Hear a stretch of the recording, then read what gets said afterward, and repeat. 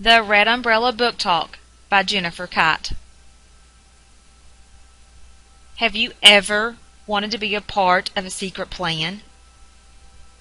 Operation Pedro Pon was one.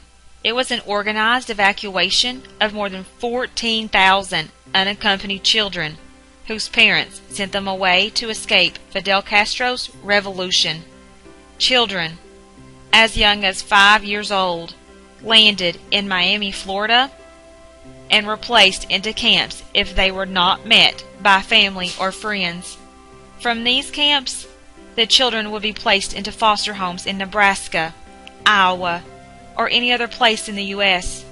The Red Umbrella tells the story of one family's struggle during this time in Cuba's history.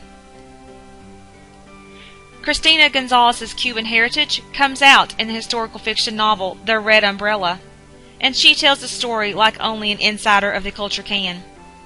The facts for this book came from the stories of her parents and in-laws. They lived it.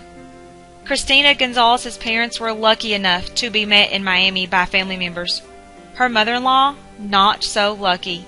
Her mother-in-law was placed in a foster home in Iowa. I'm Jennifer, and this story captivates your attention with the uncertainty and fear of the people of this time in Cuba's history. Well, who doesn't enjoy an unexpected break from school, right? Lucia sure did, even though she had to babysit her little brother sometimes. But she did not know her life was about to turn upside down. A couple of years after the communist revolution in Cuba, everything started to change for Lucia and her family. Castro and his men come and disrupt her life and the lives of everyone she knows and loves.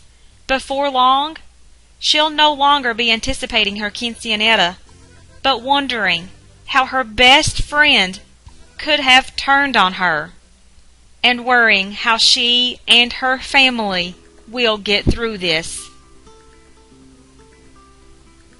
Niños, it's about the revolution. You know, things in Cuba have changed, especially in the last few months. Air! I felt like I could breathe again. This was a talk about the revolution and not about more babysitting. I smiled at my mother. Mama, we know. We hear about it in school all the time. I took the same nasal, monotone voice of my revolution-loving social studies teacher. Comandante Fidel is making our lives better. He has replaced corruption with a new system of government that has brought much happiness to all the Cuban people. We are living in a great time. Everything will be fair and equal for all citizens.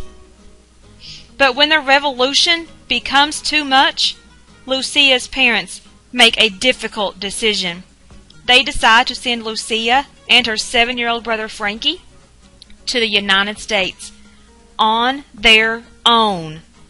Suddenly, uprooted from Cuba and placed in Nebraska with strangers, Lucia must learn to adapt to this new life, a new country, a new language, a whole new way of life. But what about her old life? Will things ever be the same? I wanted to do a little dance.